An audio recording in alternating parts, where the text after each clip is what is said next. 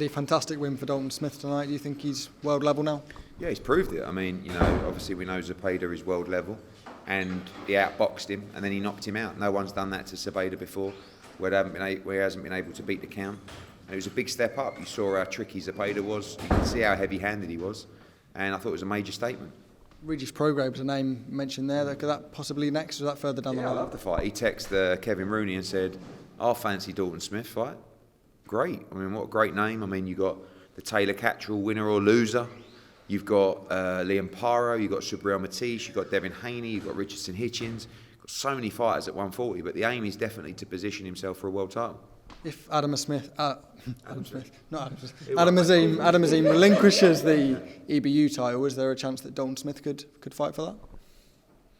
For me, no. I think the only way we go back down to that level is to fight Adam Azim, because that is a big fight and we want that fight and we really fancy it. We think we win comfortably. So, I think we'll just have to wait for them to vacate and we'll see what fight can be made. I think to fight a European guy that no one's ever heard of, after that, it's just a step back. So the only way we go back to that level, I think, is for Adam Azim. Just one away from the card, Alex Krasuk saying that he's not 100% sure that Fury will turn up for the fight against Alexander Usyk. What are your thoughts? Yeah, I'm sure he'll be there, for sure. Eddie, you announced that Dalton's extended his deal with Matchroom. I mean, with a performance like that, how big of a coup is that for Matchroom? Big coup, because everyone always sniffs around fighters who are out of contract, and Dalton Smith's had a lot of offers. There was a period where he extended his deal before, when Sky were chasing him really badly, when we lost the purse bid. And he spoke to them, he stayed loyal to us, and this time around didn't speak to anybody, just extended his deal. And that means a lot, and Grant's comments, that there's not a lot of loyalty in boxing, and it is a very cutthroat sport, and it's a dangerous sport, and I think it is actually a sport where there should be less loyalty, because you never know when your career is going to end. But when there is, like Dalton showed, and Grant talks like that, it just makes me puff my chest and say, I'm going to take this kid to the world title. And I believe he's going to do it, I really do. And I feel tonight just felt a little bit different in the arena, just like, again, going back to the Kell Brook days, where it just starts to get a little bit bigger, the atmosphere gets a little bit bigger. I've seen lately that because the fight starts so early, fighters are selling 200, 300, 400 tickets. And if your fighter or your friend is on at 5 o'clock and you live 2 hours away, are you going to stay till 10:30 to see the main event? And tonight, we probably only had 100 or 200 who left out of, 4,500, 5,000 because they wanted to watch the main event. And that's a positive step. And it just feels like the Kell Brook days again, going back to Carson Jones and who was the guy who Ricky Hatton fought? Getting old. No, not him. No, the guy who he fought when he was getting a bit older, and then Kell boxed him, tall, upright. No, not Love-Wonder, that was at Hillsborough Leisure Centre. Anyway, him. And it just starts feeling a bit better. Eddie, some good performances tonight from Sandy, from Dalton, and even local boy Flint. Which one stood out for you and why? I like the fight between Campbell, Hatton and Jimmy Joe Flint, because it's exactly what we want to see. And when I went into Campbell's change room after, he was in tears. And I was actually quite buoyant, really. I was like, mate, that was great. And he was like, I can't believe it, I lost. I said, yeah, but you did everything you could, right? You couldn't have tried any harder, and you lost. So when you go home, at least you can say I couldn't have done any more. And we all love fights like that. And he gets a lot of undue stick, because he's a really nice kid.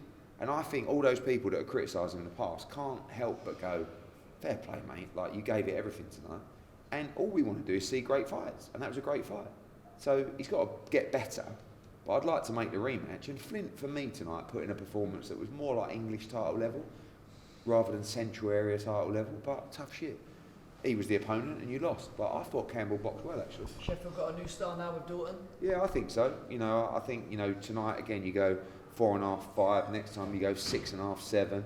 And when we went to, I Bramall Lane with Kell. Like, he had never done, he'd done 8,000, but then we went up to 23 or 24,000 for the Errol Spence fight. So, someone said about Dalton against Regis at Hillsborough.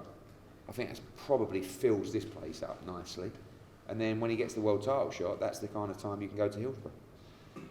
Tony Bellew said if the price was right, we'd roll in the box card Froch. And I think you've said in the past that of like any boxers you've worked with, if there was any two you could have back you in the streets, it'd be those two. Who would win? Bloody hell, that's a war, that is. No. I don't know, weight, like, what weight would it be at? Because Tony's a big lad, although he looked really well tonight. Could they do it? Mind you, Carl's probably 14 stone now, he's a big lump and all. Do you know what? I hate ex-fighters coming back. That's a fucking great fight. It's a great fight, but let's not do it because I love them both. Do you know what I mean? Frank Warren reportedly unhappy that the Wilder Zhang negotiations have been leaked. A lot of people speculated online. It might have been you. Any truth to that? Or leaking it? Not leaking it. But No, absolutely not. I've answered it and said no. Mike Coppinger actually messaged me about it, and I said no, and he still put the story out because his source was come from somewhere else. But absolutely not. No, I mean, I've got no reason to put that fight out there. And like I said earlier, like myself, George, Frank, His Excellency, we literally talk about 30 fights a week. And that fight, I'm sure, has been mentioned, as has Wilder Joshua, Caballero Dubois, Hrgovic Dubois, Hrgovic Joshua, I don't know, Miller against Jojo, like literally dozens of fights. So that fight is definitely not mine. And last one from me, Jake Paul said the idea of him boxing Mike Tyson in headgear and bigger gloves is ridiculous and absurd. Just your reaction to that? Yeah, I agree. I mean, it's absurd anyway, but even more so. I mean, if you're going to do it, it's got to be a real fight. And I just don't believe that someone who's 58 should be in the ring with someone who's 26. And someone who's a legend. You know that noise?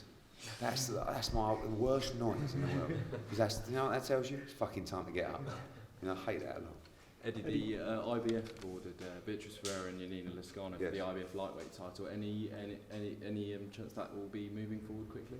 That fight will happen before the end of April, and we'll announce it next week. Perfect, look forward to it. Eddie, how concerned have you been about Ryan Garcia's comments and actions online leading up to the Devin Haney fight?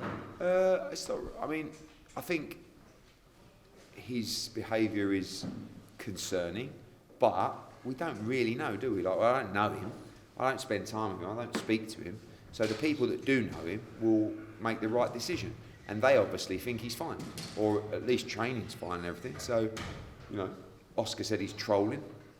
I'm not sure he's trolling, but maybe there's an element of that. I don't know. But the people around him obviously feel like he's good to go. And what is it, 4 weeks tonight? And being a Derby man as well, how serious are we getting big-time boxing back to Derby? Because it was actually Derby Storm and Johnny Nelson back in the day. Yeah, I think it would do well at the Velodrome. A big fight, and Sandy deserves that at some point. I thought it was a great performance tonight. And very finally from me as well, Dalton Smith obviously smashing it now as well. If you look at his career compared to Kell Brooks at 16 fights in, do you think he's ahead of him? Do you think he can overtake? Definitely, yeah. I mean, I can't remember where Kell. I think when I took Kell on, it might have been like 17-0, or it might have been 19-0 or something. And the first fight was Love More and Do, up at the Hillsborough Leisure Centre, 1,100 people. The next fight was Rafael Jakovic at Ponsford. We moved up to about 2,000. And then we fought Matthew Hatton, about 8,000 in here that night. But then we went and boxed, I can't remember the order, but Carson Jones, and it was 4,000. And then it was Kevin Bizier, and it was 4,000, 4.5, and it was 5. Basically similar to the numbers tonight. And then it just gets bigger, and then obviously he got his opportunity to fight for the world title. Beat Sean Porter, Then he got stabbed, and the world came crumbling down. Then he boxed Jojo Dan here, and then we just couldn't get him an opportunity, and he was up and down, and the Golovkin fight come. He took it. Was it a mistake? I don't know. It was a lot of money, and I think at the time the team were just thinking, I just don't think Kell's going to get the opportunity of a big fight. So did that. I think the bigger mistake was fighting Errol Spence straight after it, but he didn't want to vacate his title. 24,000 at Bramall Lane, Came back, A couple of good wins after that. Zerafa looks like a great win now. Knocked him out, or points was it? I can't remember. And he's had a great career, and who knows? Still looks well. Eddie, final one for me. Matchroom secured the promotional rights for Tyler Denny and Felix Cash for the European middleweight title. When could we see that fight? We're about to announce the date for that. Look for it around the end of May. Cheers.